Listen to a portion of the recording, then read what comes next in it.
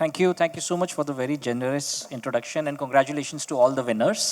Though I could see that winners are still celebrating outside, but that's okay. We'll get started, Ashish. Uh, Ladies and gentlemen, I just wish to make a very important disclaimer announcement. I think both of us should do that. None of the conversations that we're going to be doing today, or questions or answers, has been generated from ChatGPT. It's all original. Can I say that for you also? Super. Absolutely. All right. Ashish, we have been given a very interesting topic. Uh, the the whole innovation in marketing and ethics and responsible AI uh, are often being brought up in lots of conversations. You have been on the product development side, engineering side, and you've got your hands into the deep side of AI, and Microsoft, of course, has been leading with the whole open AI initiative in the world. Now, what is it that you think will significantly shift in the way people would be doing marketing using AI? I think it's a very broad question.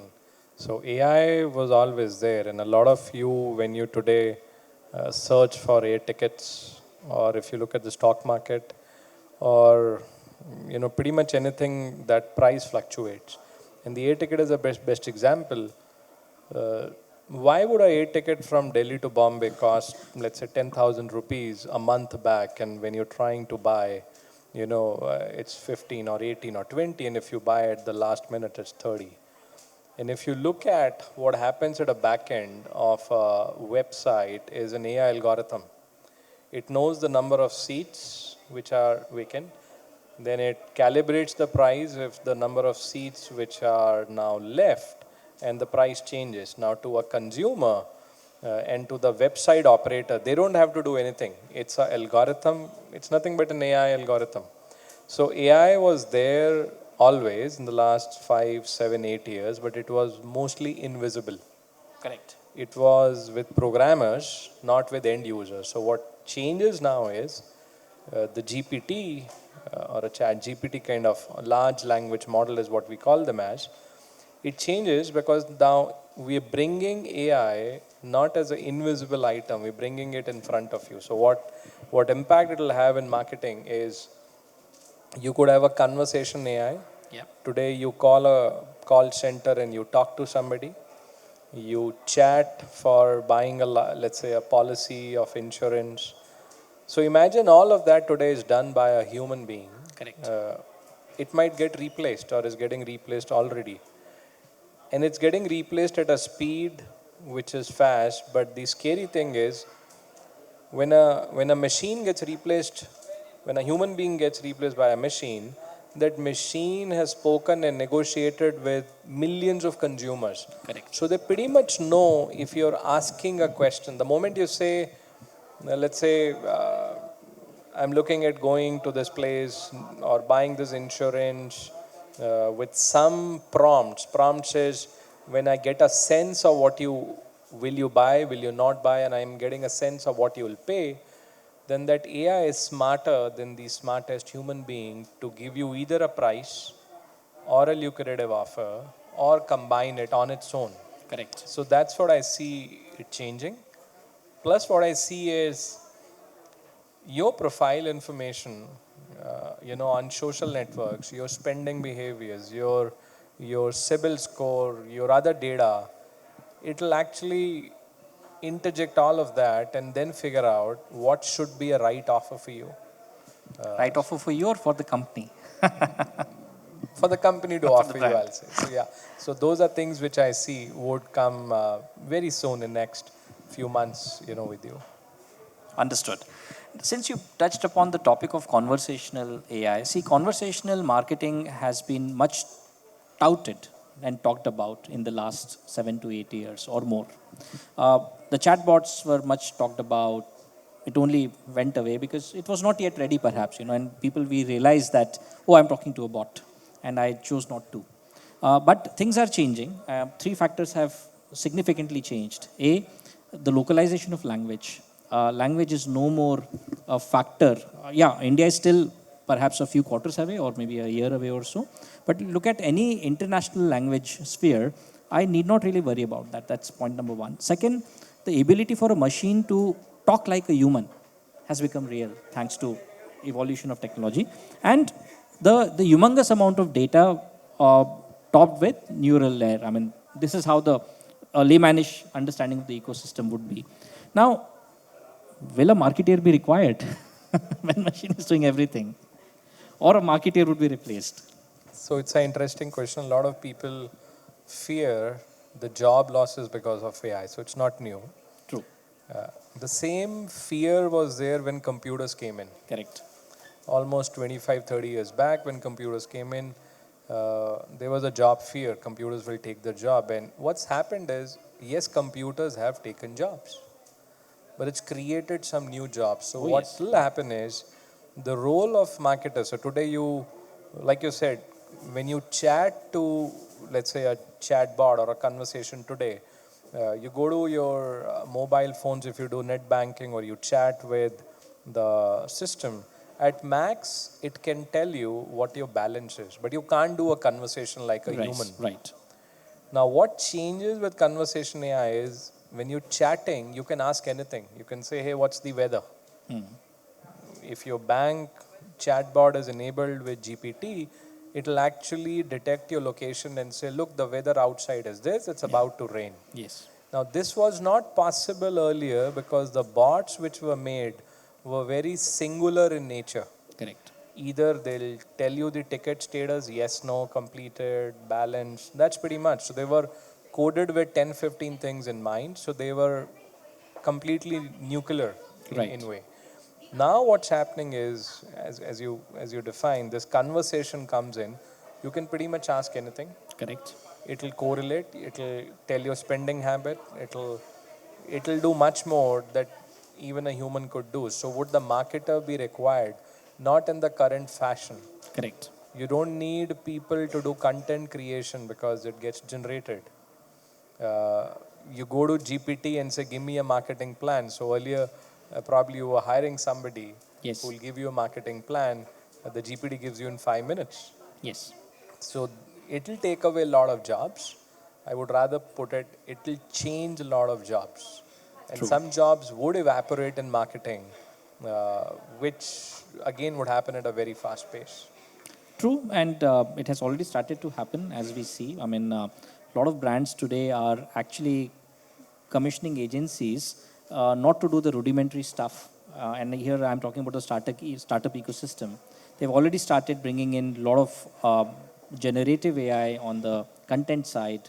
And today they are rather asking agency to do a much value-added task. So the bar has really gone up. Next question, and this is where the proverbial ethics as well as responsible AI is often being brought up. In a country like India, we still are having millions of consumers who are semi-literate, or let me put it this way, they just understand basics. One. Two, they have taken that digital leap. They never used a computer but have moved to a smartphone. Now, using smartphone, they are exposed to the world. They've been served content and all of that is a given fact. It's nothing new. Comes a conversational AI from a bank, for example, who's trying to sell a loan to someone who is earning only so much. Even that is happening today. Micro credits, micro loans has been around, and that's been the fastest growing, triple-digit growing industry in a country like India. So the question that I wish to ask is that, will generative AI make this whole thing far more sorted out and weed off the issues that we face, the Jamtara kind of issues that we face today? Or it will only create a much complex world for that guy to even understand that, look, I'm dealing with a machine, and he would give in to something that is being questioned to him. Where would it go, and how would the platforms sort this out? So I think when you talk of generative AI, it's very difficult to figure out if it's a human. So what good thing will happen is that at times you get a call, let's say from any brand, from LG to a bank, and you're asking a question the guy is not able to answer. Right.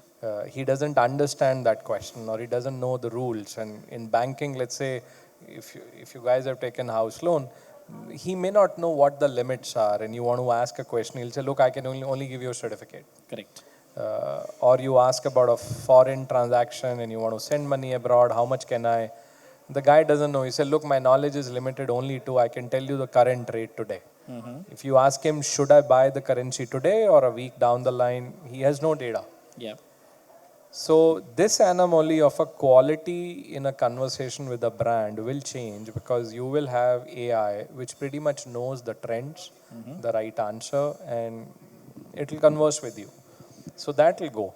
Now, if the technology is misused, then that creates, and Jamtara, I think what you said, is famous for all the spam calls that you get. So all in India, and while it's exploding, crores of rupees in scams happen every day. Yes. And most of these callers are from a place called Jamtara, and the new Jamtara is No. right next year. No, so it's fairly 40 miles from Gurgaon. So most of the, and even as we work with law enforcement companies, even police, if it has to go in this area, they have to kind of go in groups. They just can't go alone. So if you use the technology in a different way, like a simple example is, a knife in the hand of a doctor can save life, Yes. but a knife in the hand of a butcher takes the life. So it's the same thing. You use that AI bot technology to fraud or to other, things in life where you call and you're simulating the voice. Like today, if I make a call to anyone and speak for 2 minutes, there is just a 10-line program which can generate any kind of script in your voice. Oh. And all I need to do is make a call and speak to you for 2 minutes and record that call and give it to the voice simulator. And after that, I can make a call to your father and it'll behave as if it's your voice and say, look, I'm in a problem. Can you transfer this money? Scary. Which is actually happening. So it's the way you use the technology. So who will govern this, Ashish? I mean, platforms clearly have called it out. The companies like Microsoft and Google have called it out that there would be a restraint. But beyond that, there are also local laws. So is that the ecosystem evolved enough to protect the interest of the consumer in these days? So this falls in boundary of ethics. Again, the responsibility of using technology in the right way is equally divided into the hands of a platform provider like Microsoft, where we build the technology so that it can be used in ways and it has some guardrails, but it's equally dependent on the brand which is using it. So if you are a company and you use a technology wherein you're listening to the conversation of a consumer, and then based on that you are making an offer or a business proposal, and you know his state, then it's like a below the belt use of the technology. So it'll completely depend on the provider as well as the brand. Understood. Finally, if you were to call out two unthinkable things that a marketing is personnel is unable to visualize today, what could that be when it comes to creating a marketing campaign? Okay, so one is, I think most of you guys are from marketing. So one thing that we see would be coming fast is the websites will disappear. This SEO concept, and most of the brands will have a 3D avatar which you can talk to. So the days of you searching menu bars and then navigating and then doing search, so search will become a victim on a website. So today, if you are a big consumer brand and you have hundreds of products, if you're expecting people to go on the website and go through your menu, then vertical menu, then product, and then click, so that's going to disappear very fast, and you'll just have an avatar. And if you go to websites like Soul Machine or Unique, you see those avatars, and the avatar could come into any form, from Einstein to your favorite Bollywood, Hollywood star, and it'll talk to you. So one, that's a change that we see that will happen. Second change, which again would be in months and not years, would be this deprioritization of humans from content creation to email to call. So the call center business will transform. The outgoing calls today made by humans would also be made by AI in the voice that you like. An entire transaction from selling, upselling, cross-selling, closing, sending a payment link, receiving a transaction, welcoming a customer. So all of that where you had humans, at least on the phone side, the voice side, because you're not traveling, you don't need a face-to-face. So that's going to change fast. So those are two things that will come up. Interesting. And on that note, ladies and gentlemen, I just wish to add the way you would experience a brand has undergone a massive shift already. And as Ashish has mentioned, the way you will interact with a front end of a brand, be it a website or an application, is bound to go a 360-degree change. I mean, the way you would interact with them is changing. And I just wish to cite two examples before we end it. Today, the connected cars are here, right? I mean, any regular car is a connected car today. It notifies you about service, number of days left for service. It helps you spot petrol pump and all that. But the cars are around which are going to be having multiple sensors.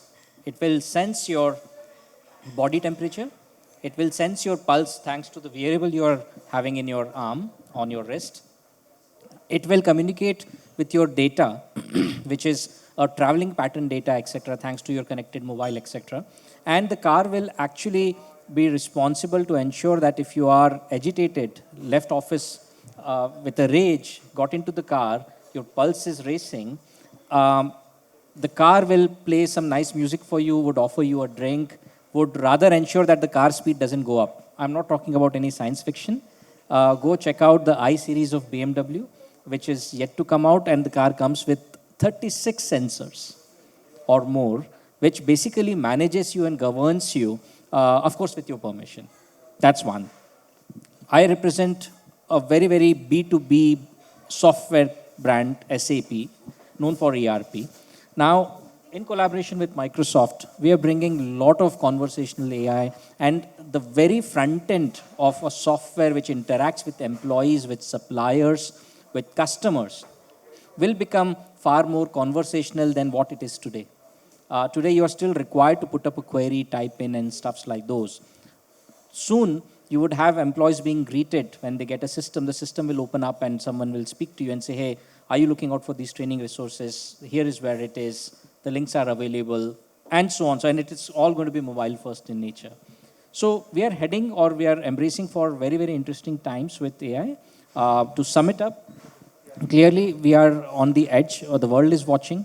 There are a lot of conversations around how the big platforms will come together to save the common interest of humans. At the same time, there are conversations of not capping it. Recently, there was a conversation about capping it and stopping it for a few years, and the biggies ended up on Twitter, not fighting, but having some debate with each other. But the fact of the matter is that we are all set to see a radical shift, the way it has happened with web emerging around the turn of this century. On that note, we would close our conversation today. Thank you so much, Ashish. It was wonderful having conversation with you. Thank you, audience.